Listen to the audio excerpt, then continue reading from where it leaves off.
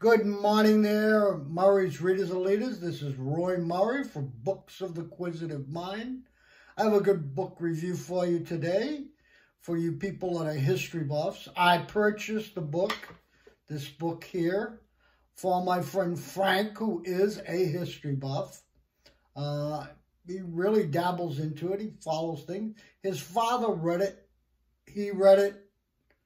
And he asked me, do you want to read it? And I said, yes, when you're finished. And I finally got around to it. People of Frank's father's age, which I believe is in the 90s, knew about the Flying Tigers.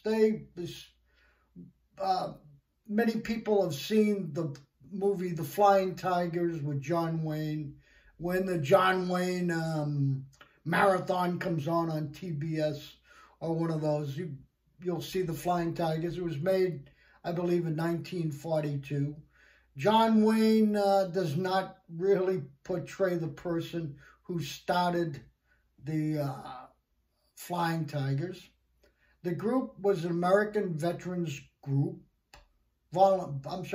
American volunteer group that were put together by a gentleman by the Claire Chenault, and most of the story at the beginning of the book is about Chenault and how he arrived in China with Chiang Kai-shek and Madame Chiang Kai-shek, and how the deal came together to put the group together. The gentleman, which is a small group, not all are named in the book, just some stories about adventures into Hondan skills and battle skills in the air. And they're running their P-40s and P-40E1s into the Japanese. The Japanese overwhelmed them. I mean, they were attacking China, and they wanted to conquer China, which is a very difficult thing to do. It's quite a lot of land. In any case, the book goes into details of some of the battles, how the group was formed, and finally how it was disbanded. You don't get much of the stories of the conflicts between Chenault and his pilots.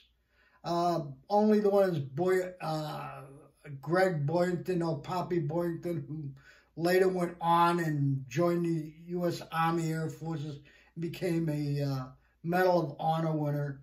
There are some stories of other people. Tex Hill comes to mind, who stayed with them after the group was disbanded.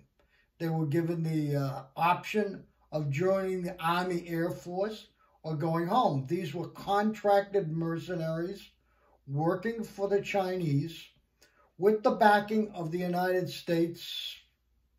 As we all know, things happen like that with Vietnam and the CIA and American Air America, which I dealt with when I was in Special Forces. These people were splattered all over their local newspapers and their national newspapers. The Flying Tigers, heroes, because they were the only ones really doing the fighting right after Pearl Harbor. They were attacking the Japanese wherever they could. And so there was a build-up of their forces, and they were added into the Army Air Force in China. And most of the originals left, went back to the States. He does, in the book, give some of the stories of people who have left. He does do Boynton. And Sam Pringer is a pretty good history writer. This book is in novel form. I enjoyed it because it was that way. It is detail filled. There's back in the back here, there's acknowledgments and a major index, notes, he calls them, referring back. But you can, it's a well-researched book. It's got some pictures in here, and there's the picture of our friend there, Chanel. And I'd say if you're into history, this is a book that you should get. This is Roy Murry out. Oh, remember, guys, come on, get me some subscribers. Share this with other people. See you later, alligator. Bye.